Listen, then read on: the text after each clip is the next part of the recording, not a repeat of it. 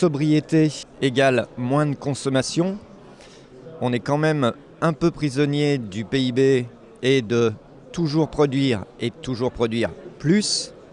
Comment ça peut être compatible ? Alors c'est difficilement compatible à court terme. Pourquoi ? Parce que tout simplement la sobriété pour l'instant c'est plutôt une contrainte, c'est-à-dire que face à des chocs de prix, chocs géopolitiques, on rentre dans la sobriété mais on y rentre à reculons. Or la sobriété c'est quelque chose qui doit se construire à long terme, c'est-à-dire qu'il faut changer la superstructure, il faut notamment penser aménagement du territoire, il faut penser la relation entre le travail, le télétravail, les lieux de travail, les lieux de résidence. Et ça veut dire quoi ? Ça veut dire que tout simplement il faut repenser le système global et ça s'appréhende à 30, 40 ans, à plusieurs générations. Mais c'est pas pour ça qu'il ne faut pas rentrer dedans, mais c'est surtout pour ça qu'il faut construire et commencer à la construire dès aujourd'hui.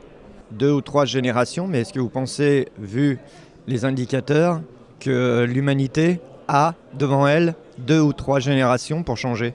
En tout cas, ce qui est sûr, c'est que si on ne rentre pas à minima dans cette dynamique de sobriété, il va nous manquer un levier, il va nous manquer une jambe pour entrer dans cette transition bas carbone, parce qu'il faut de l'efficacité, il faut des technologies bas carbone, il faut du comportemental, mais aussi il faut penser que on a un écosystème Terre, on a des limites, et donc quelque part, même si c'est à 2 générations, quelque part il faut rentrer dedans. Et le plus dur, j'allais dire, c'est le premier pas, et c'est le premier pas de cette construction.